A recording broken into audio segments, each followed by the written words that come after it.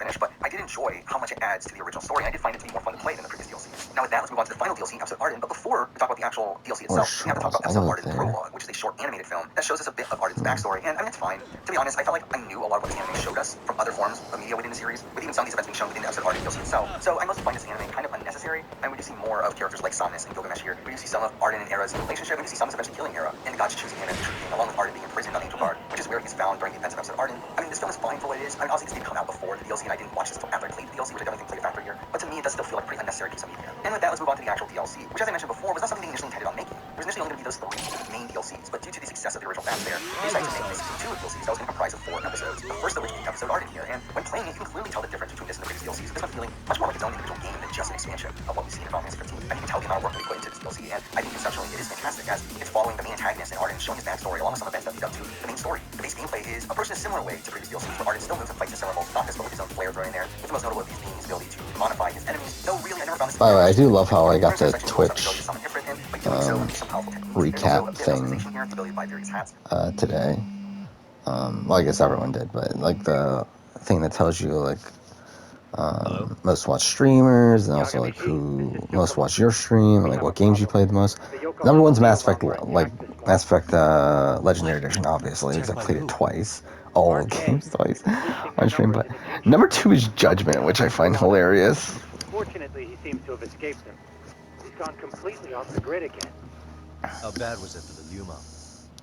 Yeah, number 2 is Judgment, 3 is Death Stranding, which is also kind of funny. And 4 is Life is Strange True Colors, and then Assassin's Creed All I know is Origins. that it was total chaos. Nothing ever really bothered too much with it. Another special ability Arden has here is once his HP depletes, he enters overkill mode, where he unleashes more powerful melee attacks. Though if you die in this mode, you actually end up having a game over. So most of the time I just end up just reverting back to my normal mode by using some sort of item. Now, like episode Promptos, DLC does have a bit of a small open world you can explore, that being the city of Insomnia, which is cool, but also strange to be playing as the main antagonist as he playfully rummages around the main character's hometown with the intention of destroying it. And from a narrative perspective, episode Arden is clearly the DLC that is the most impressive in scope, with it jumping around from time periods, telling the story of Arden over the course of different points of his life, unlike the other DLCs, which are mostly focused around a singular event. The DLC does start in Medias Res with Arden arriving in Insomnia as he starts the assault on the city. We follow that up with a short flashback showing his relationship with Era, with us then being thrown into the year 721, 13 years before the initial scene, and 35 years before the events of the main story, where we see Arden being freed by Verstal after 2,000 years of captivity. And while getting escorted out there, we get our first combat section of Solution Guards, where he discovers his ability to demodify his enemies, which was a really cool way to teach us some of the new mechanics in the game. We then skip 7 months later when Arden awakens in Verstal's lab, where he gets his explorable section that gets the whole war about the world of Final Fantasy 15, from the jaws of the to faction politics, and this really just serves as a way for Arden to be learning these things as well. This is also where Verstal shows Arden the frozen body of Ifrit, with us explaining how Arden took control of it to begin with. We also eventually see Arden regaining his memories, in which he learns that he was originally chosen to be king, to which his brother Somnus eventually takes that role, and now with the hatred for his brother, Arden decides to continue to spread the Star Skirt and find a way to enact revenge against him. And that's when we jump forward back to that first mission, where on Founder King's Day in Insomnia, Arden begins his infiltration of the city, where we see him disable We're getting a Splinter Cell remake?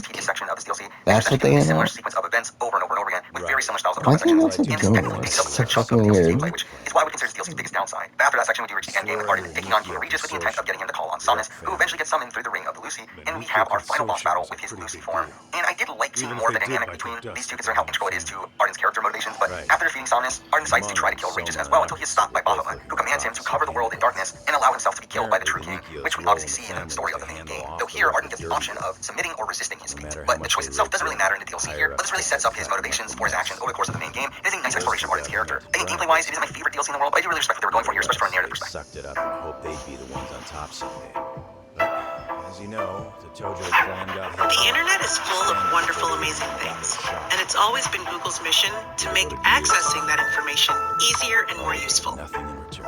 Unfortunately, I'd be willing to buy that. And with that, we are down to the final piece of media we talked about in this video, the latest piece of media at the time of this recording, and that is the novel The Dawn of the Future, which, if you don't know the story behind this book, as I previously mentioned, episode Arden was supposed to be the first of a 4-part series. However, the following 3 parts never came out, largely due to the Wow, closure it's of doing Eugene Kamada, the terrible, director this of Final video, Fantasy but 15, which led to whatever. the development team, Luminous Productions, being sent to work on their own IP, which we now know as Forspoken. But that meant that the DLCs were formally canceled. However, the entire plot and outline decision was made to turn the DLCs into a novel instead. So here we have The Dawn of the Future, which I really did enjoy reading, but the entire time doing so, it just made me feel like what could have been. Where I do feel like so much this would have been really interesting to see in game form. However, obviously now it's just regulated to this written form. But this book also serves as an alternate ending to the main game and tries to once again give us a more happy outcome for these characters. And I do like that conceptually that this exists, but realistically, based on the themes of the main story and what the entire main story rolled around, I do feel like the main game does have the more satisfying ending to me. As for narrative, it's structured into chapters, each representing one of the DLCs that was planned. The first chapter does cover the events of episode Arden pretty faithfully up until the end, where it makes it clear that Arden was was supposed to deny his fate, which sets up this entire alternate timeline. Outside that, everything just plays out the same up until that final scene where we do have Arden wait for Noctis' arrival at the Citadel, only for it to not be Noctis who arrived, but instead a revived Luna Freya instead, which is a cool twist and makes you really interested in what else has changed in this alternate reality. And beyond that, it is all unseen content, with chapter 2 being what would have been episode Aranea, which to me is probably the one that I'm most disappointed that we didn't end up getting to see. As again, I do really like Aranea, but we just don't see much of her, so to have a full DLC surrounding her would have been really interesting. But it's obviously here just in written form. This does pick up immediately after the events of Altissia with her leading a cleanup effort in Altissia with Biggs and Wedge, and she ends up returning to Gralia, which has been taken over by Arden, and she helps refugees escape the city. She does get tasked with taking care of a young girl who was ordered to keep escorting out of the city by the late Emperor, and through this we learn more about Arenea's childhood with her village being destroyed by demons, and she was left to look over the other children while the adults defended the village, which is a nice piece of background to learn about her character, though I personally would have preferred to see more. But Aranea and the girl arrive in Tenebrae, where she learns that the girl is the Emperor's secret granddaughter named Solara, and we end the chapter skipping forward 10 years to find out that Solara has become a demon hunter under Arenea's tutelage. And with that we get to chapter 3, which was meant to be episode Luna Freya, where we see Luna getting revived during the 10-year time skip and being attacked by demons, where she learns that she has a new ability that allows her to absorb the demons, which I'm pretty sure would have been her gimmick in the game version of the game if it was ever made for you to utilize in combat. But here she does end up meeting up with Solara, who reveals to her that Noctis disappeared 10 years ago, leading to her trying to contact him, only to find out that she can't at this time. She then gets a dream with Bahamut contacting her, telling her that her new calling is to defeat Arden, who has become stronger than what the Ring of the Lucy would be able to purge, and she agrees to this deal under the context of her being able to save Noctis. Afterwards, Luna gets a new black outfit, which I do like the symbolism of it now mirroring Noctis's, and she ends up going on a road trip with Sol to find a port to head back to Insomnia, during which they obviously bond, and I do like their conversations about Luna's struggle over doing what she wants versus doing what she considers her duty, which comes to a head when she ends up helping Sol rescue Aranea, which I'm sure would have been a pretty cool boss battle in the game version of the game. But during this rescue mission, we do also learn more about Era, who was the first Oracle, and learn that Luna Freya's new powers here can be used to absorb the Star Scourge, and also we have Luna being asked to save Arden, which clearly sets up a redemption arc for him later in the book. Afterwards, she gets another dream, this time from Gentiana, in which she is warned that Bahamut is using her to gather the darkness to destroy Theos, and we really get the setup here for Bahamut being the true main antagonist of the series, leading to the end of the chapter where we return to the scene of her arrival at the Citadel, where we find out that she's not there to kill Arden, but instead to work with him. And that's when we get to the final chapter, what was supposed to be episode Noctis. It starts off with Noctis within the crystal, where he sees the memories within it, seeing these flashbacks of Arden and Somnus, during which he gains a sympathy for Arden. And I did like how this dives deeper into the philosophies associated between these two brothers. We do also get a lot of self-reflection here, with Noctis now regretting not sympathizing with Luna and realizing how immature he has been, and now having the intent of paying back those that have supported him. Noctis also has a conversation with Regis in his dream, which I thought was interesting now with the context of Noctis knowing that Regis knew what was to come, but after this Noctis awakens and finds Sol waiting for him, who guides him to Hammerhead, with Sol replacing the role of Tauka in the main game, and catching him back up to the current events, including what happened to Luna with her arrival and her new powers, along with the fact that she has gone to fight Arden, and Noctis obviously leaves to go after her, this time without the help of his friends, which is the point where I kind of realized probably what my major complaint with this alternate ending, with there being a complete lack of camaraderie between Noctis and his friends, which is so integral to the main story. Instead, making this story more so based around Noctis and Luna's relationship, making that the more important story in the game, which simply wasn't the case the first time around. Now, I'm not saying that the story that this book tells is bad, but I just think that thematically connection to the rest of the series isn't quite there. Back in the Citadel, we do find out that Arden refused to work with Luna, leading to him summoning Ifrit, only for her to take control of Ifrit herself, but turning into a demon as a consequence, to which Bahamut appears with him enacting his plan to destroy the world. He raises the Citadel into the air, to which Arden and Noctis follow, and are helped by the arrival of Noctis' friends. Arden ends up asking Noctis for the Ring of the Lucy, in turn revealing his plan to destroy Bahamut in the Beyond, which again sets up his redemption arc. But before that, Arden does want a battle of kings, which obviously would have just been a boss battle between Noctis and Arden, because why not, I guess. But Noctis ends up defeating him anyway, and ends up sparing his life, leading to Arden admitting that Noctis is truly worthy of being the true king, which I do think is a satisfying conclusion to their conflict. Afterwards, Noctis goes to the roof where he rescues Luna, with them getting a solid reunion, with Luna declaring her wish to live for something more than just fulfilling her duty. Again, nicely following up on her arc, we also have Noctis going on to take on Bahamut, and is able to defeat him with the help of the other Astrals. Meanwhile, Arden essentially takes Noctis' place on the throne and sacrifices himself, going into the Beyond and using the Ring of the Lucy to defeat Bahamut there, and in turn causing his own soul to vanish, a satisfying end to his arc over the course of this narrative. And we essentially get a happily ever after here, with Regis narrating an epilogue where we learn that the darkness has been defeated and Noctis and Luna end up getting married in Altissia. Again, a great ending for the characters of Noctis and Luna in concept. I do feel like the original ending fit the themes of the series a lot more. I mean, I do respect that they took the time to write this long of what is essentially an alternate ending, just to give these characters a happy ending, though it doesn't really work as well for me. And despite me liking a lot of the concepts here, I do like that Arden gets a redemption arc. I do like Bahamut being the true final antagonist. I do like the further background beyond characters like Arden, Somnus, and Aranea. And I do like the roles that Luna and Noctis play here. But to me, this just feels so much like fan fiction than something that actually fits within the universe. But with that, that is every piece of media in the Final Fantasy 15 universe that I cared enough to talk about. This video ended up being way more expansive than I ever thought it was going to be. I originally thought this was just going to talk about the DLCs, then expanded to Kingslave, Brotherhood, and Dawn of the Future, and then it was just a whole massive rabbit hole from there. But I do feel like this feels like a conclusive video on my thoughts on the Final Fantasy 15 universe, which again, I do have so much respect for. In its world and its characters, I grow to love. Now, even more so, beyond the course of that original game. While the pieces of media themselves are very hit or miss, I did end up enjoying the process here of experiencing a lot of the training media, a good chunk of which I didn't even know existed. But that does wrap up my thoughts on the series of Final Fantasy 15. I'm pretty sure I'm going to be doing very similar videos to this for other series down the road. But for now, that's the video. Thank you for watching. What's that supposed to I think it's a fine video for You checked my his background like and everything, right? on standards. Sure we did our homework. I put more work into that than I did with most other Serious, son. videos. There's a chance Soma was working for public security the whole time. What did you say? Yeah, not doing the greatest view-wise though. Considering he may have been undercover from the start. Only 15 Does that views strike after you 40 strange minutes. now? That's pretty fucking Maybe some bad. suspicious behavior. But whatever. What are you gonna do? People you didn't know. No, I have no idea. Thought never even crossed my mind. He took some really risky gigs. You didn't hear this from me, but he even took at least one hit job. I do love that my like average Hey, viewership is Chuck. now at 3,000. Sometime Like my back, baseline, like essentially like the there was this lowest my punk who ratted views us out to the tend to go is cops. around The 3,000 higher now. ups ordered Soma to kidnap the guy and bury him in the mountains. He handled it so well, people were kind of creeped out. Like, it wasn't his first time. At least, I remember Akutsu telling me that. I heard he got killed last night. Word travels fast. Who'd you hear it from? Oh, darkness runs deep in this city. Never assume you're the only ones in the know. Akutsu just realized last night that Soma is an undercover public security agent. That's why he was silenced. Sure, but what's it matter? At this point, I don't give a shit if Soma's undercover. The family's dead and gone now. What happened to everyone else after you shut down the consortium?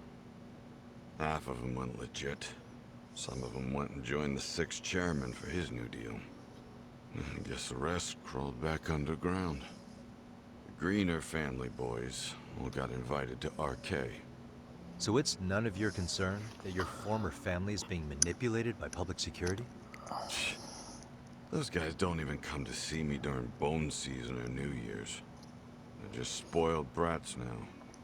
Arrogant group of thugs. Family my ass.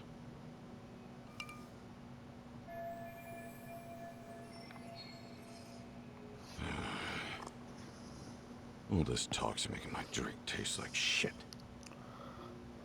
I guess the young ones nowadays are pretty wrapped up in themselves. To be fair, though, I don't know anybody who'd want to waste their time with a gloomy drunk.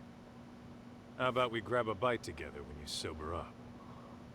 Because if this is really the fate of the Tojo clan's patriarchs, no way those of us who work to make it big are gonna live it down.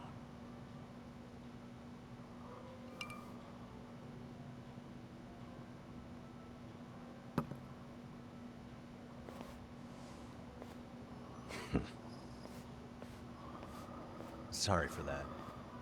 In Kaito-san's old life, becoming a direct family was their biggest dream.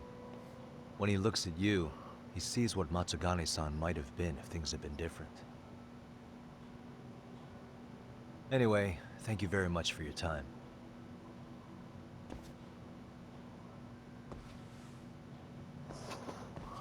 Hey, you know the Misawa building on North Senryo Avenue? It's got a gambling den with a decent Chohan setup. Gambling den.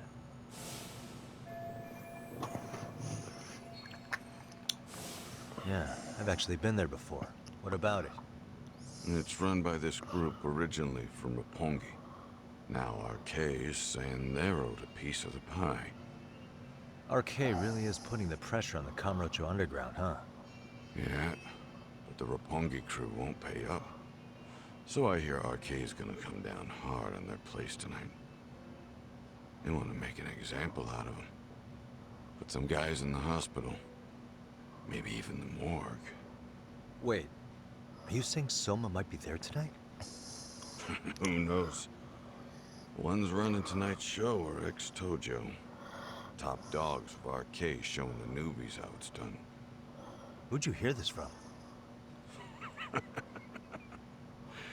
What did I say before? Don't assume you guys are the only ones who know everything. I appreciate the lesson.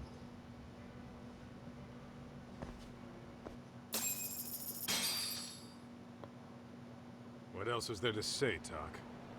RK is raiding a gambling den tonight. Remember that tatami room we got acquainted with? Apparently, the people running the room won't pay Soma's gang a cut. So someone there is gonna have some answers. Maybe even Soma himself. Yeah, I think it's worth checking out. Alright. Sounds like we should hit up Higashi, too. Let's roll, Talk. We're at 23 minutes. Return to... Where's that? Oh, it's like right there. Oh, wait, wrong way. Well, I guess it doesn't matter, does it?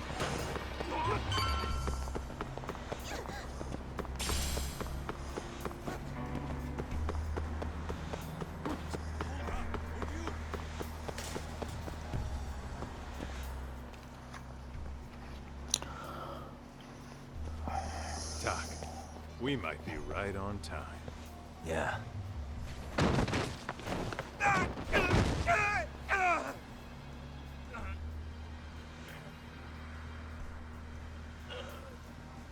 Yagami! Aniki! What the hell's going on? It's RK. They've got ex-Tojo members running a raid here. Why? Supposedly the out-of-towners running it won't pay RK off. And there's even a chance Soma's here. It's a surprising amount of context. Right. Now let's get in there.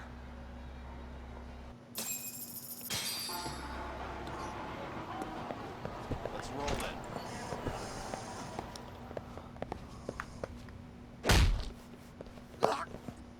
Stop! We're just customers! Shut the fuck up, you little shit! Hey, got a minute? There's still more of you? I know that face. Dude was famous in the Tojo clan for being a maniac. There's more like him in here too?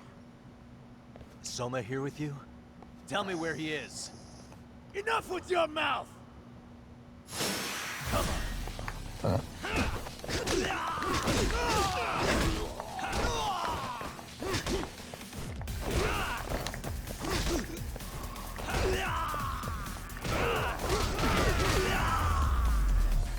I didn't even hit him.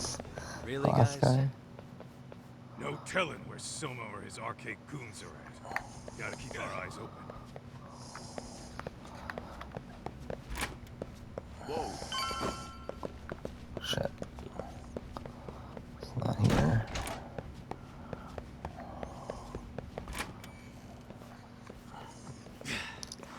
It's too damn dark to see what's around here. Yeah. There's no way this is a dead end.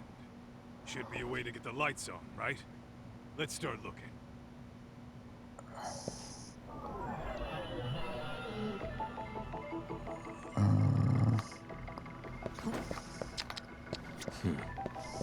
Fuck. Hey.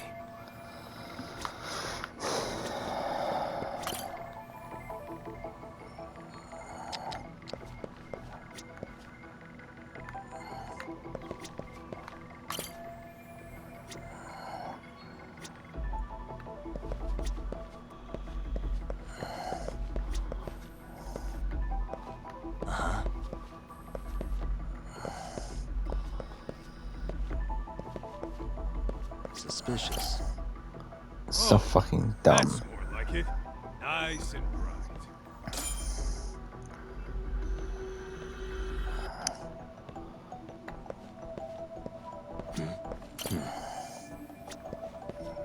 Hey. Suspicious. What the? Oh, what have we? Door with a passcode. Interesting. Hope they don't think this sort of thing's enough to stop us, eh, Talk?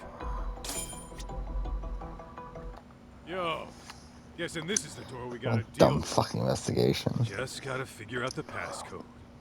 Hey, what are we gonna do about this? We might find clues somewhere else. Let's check out this floor.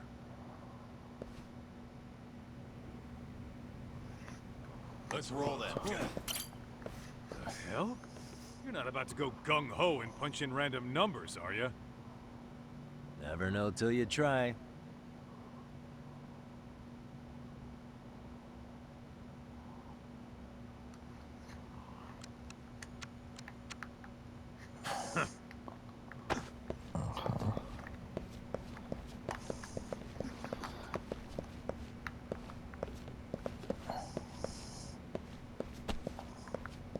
Can't open that.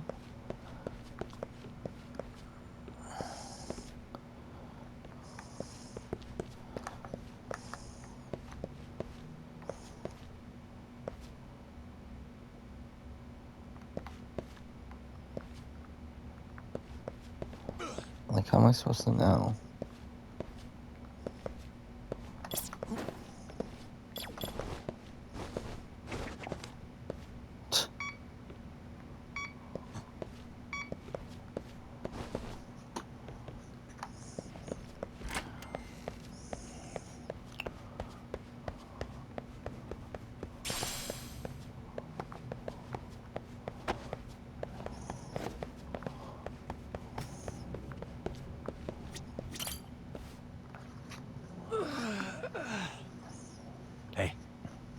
like to chat?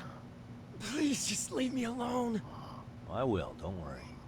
All I need is the passcode for the door up ahead. 0508. Or wait, was it 8010? Come on, get a grip. Well, I guess I could try both. Either 0508 or 8010, huh? Better not forget.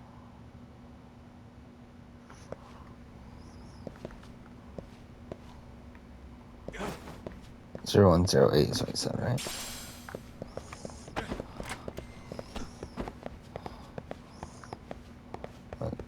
Where was that again? It was here, right?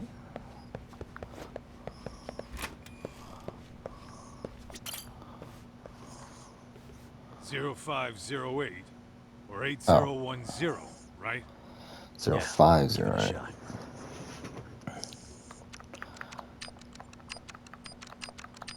Nice. Alright. Can I save? Ah, fuck. I can't. Either way, we'll end here, though. I'll do another episode. So, thanks for watching.